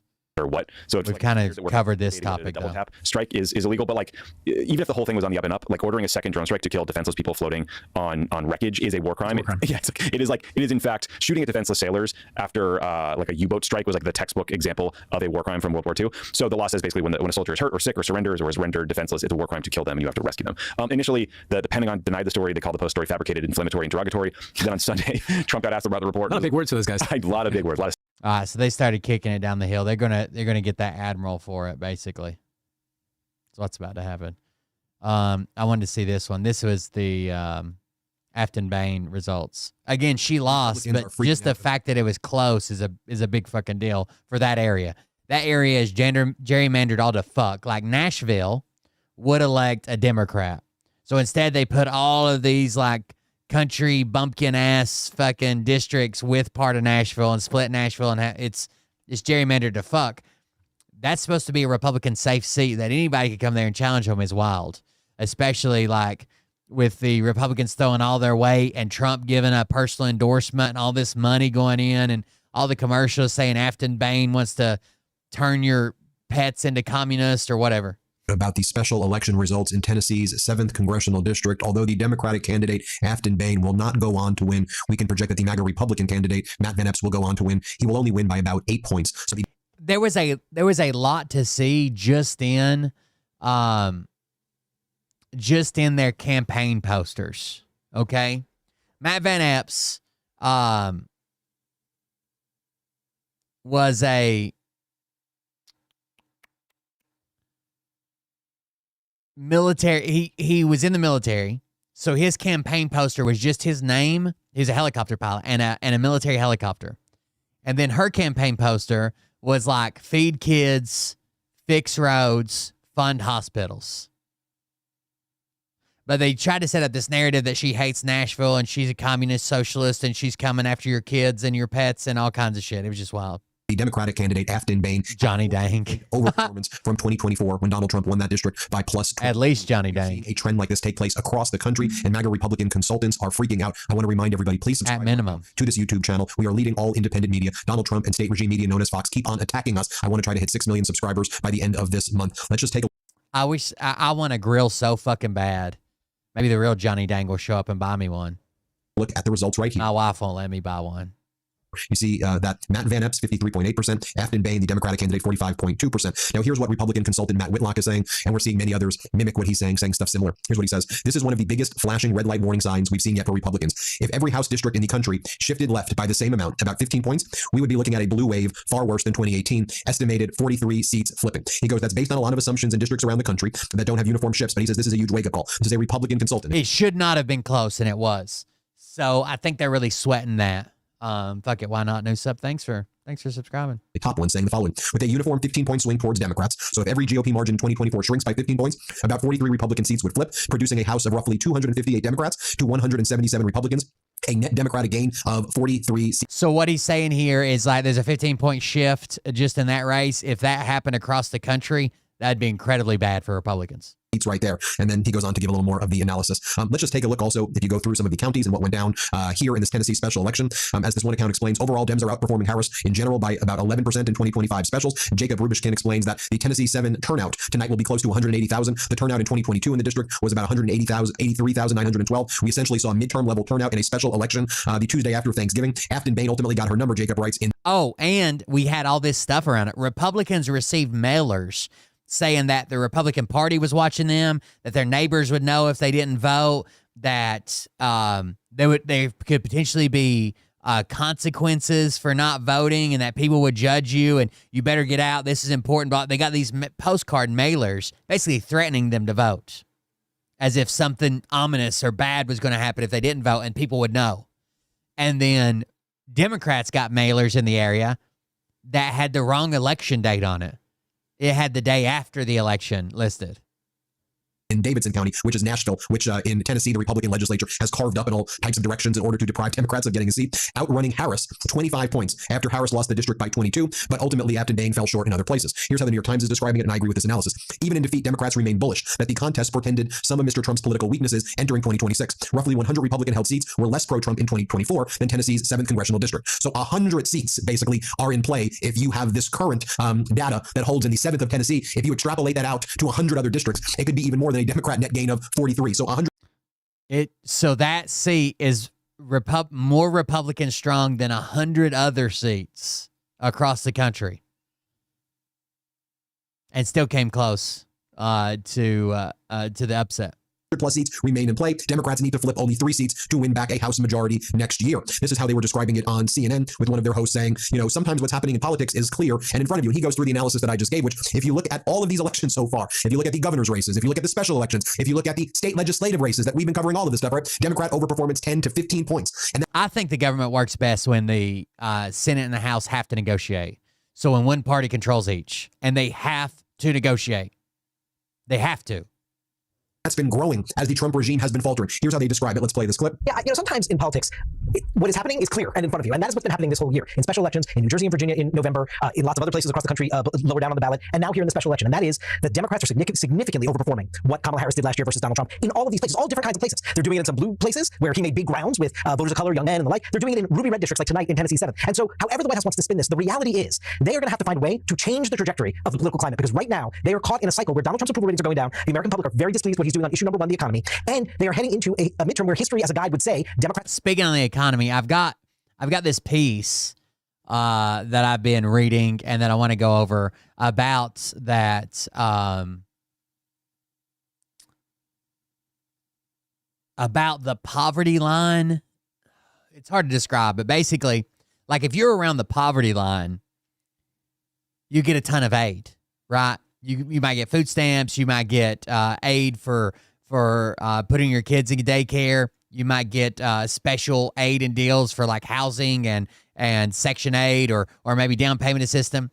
But once you start to phase out of that aid, the worst spot is to be, depending on which state you're in, the worst spot to be, the actual poorest people in America are the people that are just doing well enough that they don't qualify for anything.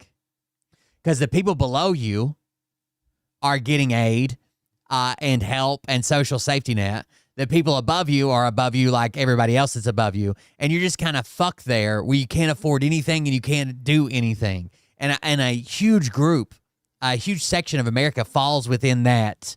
Like, we don't qualify for shit, like part of social safety net programs, but we're obviously not making enough to do what we need to do. And we're just fucked. I fall into that group. We're just fucked. Would be poised to have a good year as the party out of power. All of that together means that Trump and the Republicans are on defense, and they've got to find a way if they're going to hold on to that majority to get onto offense fast. Yeah. And then here's another description right here as they go to the maps, and you'll see Caitlin Collins here on CNN. Here's what they talk about. Let's play it. We are seeing something that at the moment suggests the Republican might hold on. Oh, thank you, guys. Taking the lead. I'll explain why in a minute. And if you look through the map, you could see a progression to where Matt Van Eps can hold on. I can also give you a scenario though where the Democrat Afton Bain wins, but the fact that we're talking about this race at 9 o'clock at night in the East on this night, a special election, tells you everything you need to know. Republicans are going to be nervous even if they win this seat, because Matt Van Eps is leading this race right now, but by less than a point. Caitlin, let's just say he stretches that out a little bit. Right? I'll read the article to you. I don't know if we'll do it tonight, but it's from economist Michael Green. It's pretty good. It's on his Substack. But basically, it depends on where you're at. But they're saying that he's saying, like, when are we going to realize that really, like, somewhere between like 80,000 and 140,000 is the real poverty line? Like, these people are fucking struggling day to day. They're not putting away money. They're not saving for some event. Like, every dollar they make is fucking spent. They're mad, they shouldn't be, but they're mad at people below them because they're making less and doing better. And then they're mad at people above them because they're making more and doing better. And they're just kind of stuck there and can't do anything. Okay, but just a little more than a year ago, and quaint little day, November 2024 election day, Mark Green, the former incumbent in this congressional district, won it by 22 points. The man who sits in the White House, Donald Trump, won it by 22 points. So to your point about Democratic overperformance, or you might call it Republican underperformance, as we watch what has happened this year in Virginia, in New Jersey, in Pennsylvania, in Mississippi, in Georgia, and elsewhere, in special elections and big statewide elections, Democrats are coming out to vote. The Republican coalition is not performing. And here tonight in Tennessee again, Republicans may well hold this seat. But tomorrow, imagine, Mark Green won this by 22 points. Matt Van Epps might win it inside a single digit somewhere. If you are a Republican, anywhere else in America, who comes from a district Donald Trump carried by, say, 12, maybe even 15 points, you're thinking, yesterday I didn't think I was vulnerable next year. Maybe I better think about that again. So it changes the battlefield, the map for the midterm elections potentially. It could also, Caitlin, change a lot of conversations between Republicans and the Trump White House about those Obamacare subsidies, about what do we do next time a government shutdown prospect comes up, about how do we vote on things Trump wants to do that maybe the people in my district don't like. So the margin here tonight matters. Even if the Republicans hold on, if it's that narrow margin, then it's going to cause jitters in the Republican Party. This episode is brought to you by IQ Bar, our exclusive snack and hydration sponsor. IQ Bar is the better for you. What's up, Doug? Made with brain-boosting nutrients to refuel, nourish, and satisfy hunger without the sugar crash. The ultimate sampler pack is a great way to try all IQ Bar products and flavors. You get 9 so many fucking new accounts. IQ Bars, 8 IQ Mix Sticks, and 4 IQ Joe Sticks. All IQ Bar products are entirely free from gluten, dairy, soy, GMOs, and artificial sweeteners. All IQ Bar How's the mothership? products are packed with clean, delicious ingredients that keep you physically and mentally fit, like magnesium, lion's mane, adaptogenins, and more. There are plenty of flavor combinations to choose from across all IQ Bar products, from mint chocolate chip protein bars to blueberry pomegranate hydration mixes to toasted hazelnut coffee, and even limited edition and seasonal flavors. With over 20,000 5-star reviews and counting, more people than ever are fueling their busy lifestyles with IQ Bars, brain and body boosting bars, hydration mixes, and mushroom coffees. You guys know the guy on YouTube named Legal Mindset? I've been looking at some of his. I didn't realize he was fucking crazy. Like, I've seen some clips that I agree on his on some of his takes on legal stuff, but that man is slowly going out of his fucking mind. He thinks Antifa's attacking him because he's critical of Hassan, but he lives in Thailand, and he thinks that Antifa spies are coming from America to like stalk him and shit. Like, he's a fucking lunatic. Their ultimate sampler pack includes all 3. I am absolutely obsessed with everything IQ Bar has to offer, and I know you will be too. IQ Bar has become part of my daily routines, whether it's starting my silver is up. I got some silver. IQ Bar or IQ Mix to refuel or rehydrate after my hard workouts. And right now, IQ Bar is offering our special podcast listeners 20% off all IQ Bar products, including the sampler pack, plus free shipping. To get your 20% off, text TRUTH to 64,000. Text TRUTH to 64,000. That's TRUTH to 64,000. Message and data rates may apply. See terms for details. Now, folks, this is happening at a time where a lot of MAGA Republicans in the House of Representatives are literally running away from the press. So you have Darrell Issa, for example, as Manu Raju says, making a beeline to a stairwell as one of the MAGA Republicans' aides try to shut the door on Manu Raju's face, as Manu Raju says, you're a California Congress member, but now after Prop 50 passed, you're thinking about running in Texas. Here, play this clip. You can't close the door on me. What are you doing? Are you considering running for a seat in Texas? Why won't you answer the question, Mr. Issa? And here you have MAGA Mike Johnson kind of walking briskly from Manu Raju, who was asking him some pretty basic questions if you have concerns about Trump pardoning a narco-terrorist, Juan Orlando Hernandez. Here, let's play this clip right here for you. I don't know anything about that president. I don't have an opinion. I haven't read it. It's 25 years he's charged with major crimes. The president has the ability to have anyone he wants. It's not really my issue. This morning, the Energy Congress Committee held a hearing. Now, also today, you had both pop star Sabrina Carpenter and the Pope come out and condemn Donald Trump. Sabrina Carpenter's music was stolen by Donald Trump in connection with propaganda videos where Trump mocks and terrorizes migrants. And This video is evil and disgusting. Do not ever involve me or my music to benefit your inhumane agenda. By the way, Theo Vaughn did the same thing on the Joe Rogan podcast, talking about they stole his stuff and he had to literally go through his lawyer to get him to take the video down. But it's too late then. And Trump used the Sabrina Carpenter music and said, from the official White House account, Mike follows me around. And Sabrina Carpenter says, this video is evil and disgusting. Do not ever involve me or my music to benefit your inhumane agenda right there. And that's the way I would describe it too. Just the behavior is evil and disgusting behavior right there. The Pope came out and condemned Donald Trump for, one, for his immigration raids and the treatment of immigrants, but the Pope's done that before. But also the Pope called out Trump for threatening to invade Venezuela. Donald Trump, you saw today, he was sleeping during a lot of the cabinet meeting that was held today. Just take a look. Here's a map of Tennessee. Here's Nashville. You can see how the Republicans in Tennessee gerrymandered Nashville. Look at it. Carve it up. You see the They cut Nashville into all these pieces, like to gerrymander the fuck out of it, and they still almost lost. Various districts, diluting the vote in Nashville so that Republicans could win these various districts. Again, that should not be the way it is. And then I'll just show you, like, I think as people are watching what's going on in this Trump regime, they see people like Kristi Noem out there saying, to Donald Trump, you've saved hundreds of millions of lives in America. And people are like, dude, what are you talking? He hasn't saved hundreds of millions of lives. Like, this stuff would make North Korean Kim Jong-un be like, maybe we need to get Kristi Noem over here. Here, play this clip. Deployed hundreds of miles of border already. You have cut the fentanyl flow over the southern border by over 56%. You've saved hundreds of millions of lives with the cocaine you've blown up in the Caribbean. And then Kristi Noem credits Donald Trump with stopping hurricanes from coming this year. Here, play this clip. Worked hard doing security, and they have been absolutely fantastic. Sir, you made it through hurricane season without a hurricane. And so FEMA, you kept the hurricanes away. So I appreciate that. And even you kept the hurricanes away. FEMA is deploying resources and dollars 150% faster than ever before. So if somebody does have something bad that happens to them, you are immediately there helping them and telling them they have the resources to get back up on their feet. There you have it, folks. Let me know what you think. Hit subscribe. Unfortunately, Afton Bain did not win this election, but the fact that she overperformed by plus 14, I think, is something to, at least, I think that's good news, but unfortunately she... Did you guys see the story that broke about the stuff that came out about Matt Gaetz?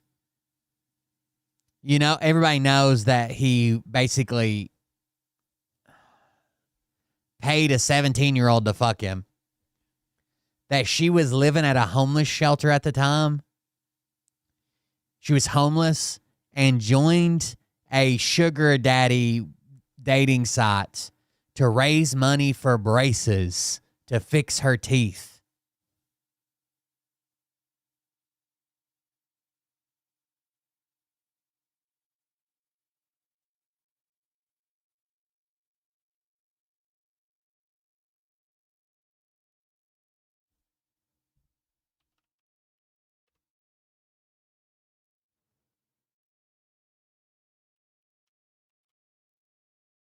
You don't get worse than Matt Gaetz.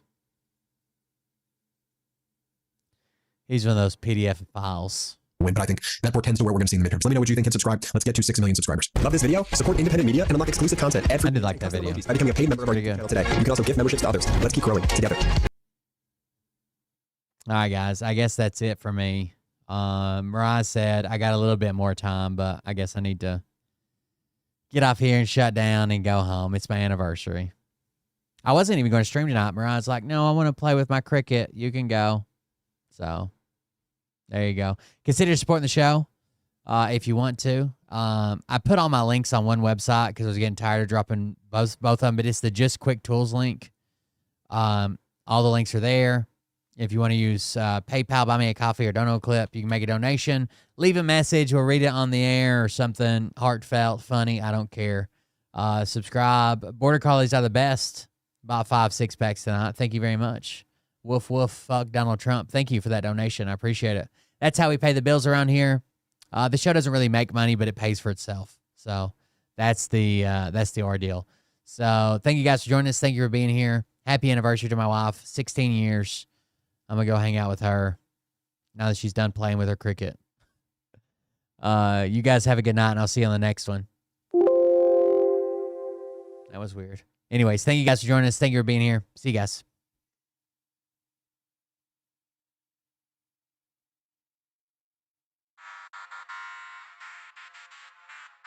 But I can tell you this about if this douchebag happens to see this particular show, you don't have the fork and balls to call out the people on this planet by name and tell them exactly who they are and tell them the rest of the world who they are. You don't have the fork and balls. You don't have the balls.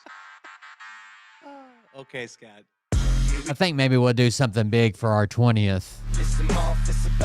We didn't really do much for our 15th because that was like right after Helene. 16th is this year.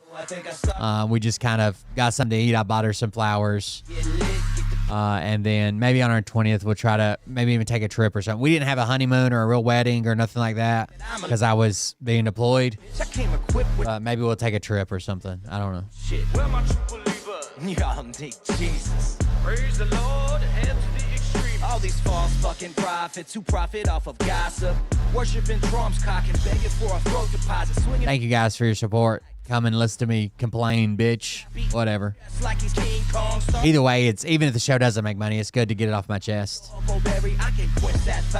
It makes me less volatile in public. On his desk, a retard in a vest, climbing up 5G towers, cause you told him if he did, he'd get fucking superpowers. Here we go, I think I started some shit. Piss them off, it's about to get lit. Get the place in them bets, you know that stage is set. You better buckle up, cause you ain't seen none yet. Here we go, I think I started some shit. Piss them off, it's about to get lit. Get the place in them bets. Got married in 2009, 3 days before I went to Iraq. Find clues too when I was high on shrooms. I found myself a tunnel to let. Got to get that life insurance money finalized. Found some of his meat rockets. I might have got. Somebody's got to get that $400K. Found myself in orbit strapped to an F-16. High on amphetamine with Trump in between. Put on a light coat of baby oil and. That's right. He tapped me on the shoulder and said, "This is gonna be it." Wait. Stop. What? What? I'll get my files. Wait, what are you doing? It's it. Stop. Fucking stop. Dude, come on. Seriously. My mom's an alcoholic. Oh, give me a. Oh my God. Damn it. Here we go. I think I started some shit. Piss them off. It's about to get lit. Get the place in them bets. You know that stage is set. You better buckle. Good night, guys. You ain't seen none yet. Here we go. I think I started some shit. Piss them off. It's about to get lit. Get the place in them bets. You know that.